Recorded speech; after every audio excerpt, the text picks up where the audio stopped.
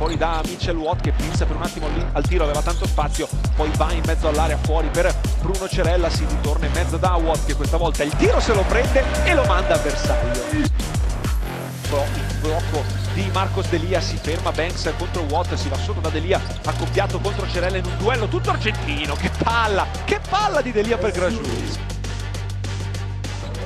Layup del giocatore che tra l'altro è un ex di questa partita, Martina Sekodas.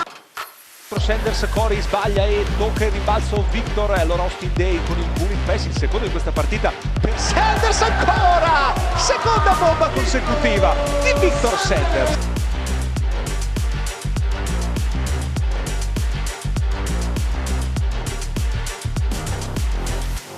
Qui Cavaliero ha trovato un grandissimo assist, bravissimo, tempo giusto, e invece Day che ci fa sempre un trattato di fondamentali individuali.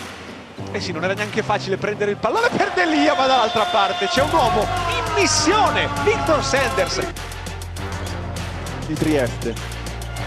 Gran palla ancora di Cavaliero per Marcos Delia.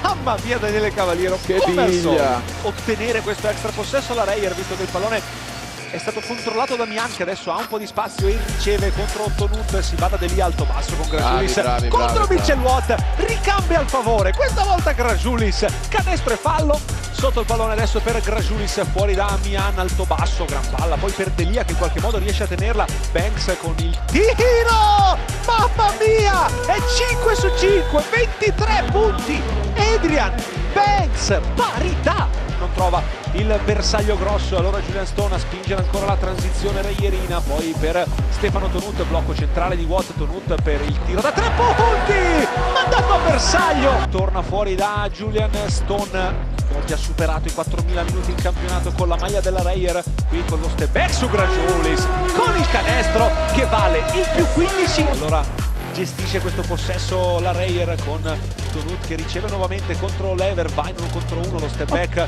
di Tonut, rideva già Marco Mordente perché già sapeva come sarebbe andata a finire questa palla. Addirittura ha tolto anche un appoggio per fare un tiro ancora più difficile, ma poi la palla va dentro. Adesso è scappata via la Reyer, non ci sta però, così a sensazione. Sagamba con Ate, Triestino 10 secondi per andare al tiro con Fernandez che va nell'angolo con una gran palla per Corey Sanders che riaccende il finale di questa partita, bomba a segno.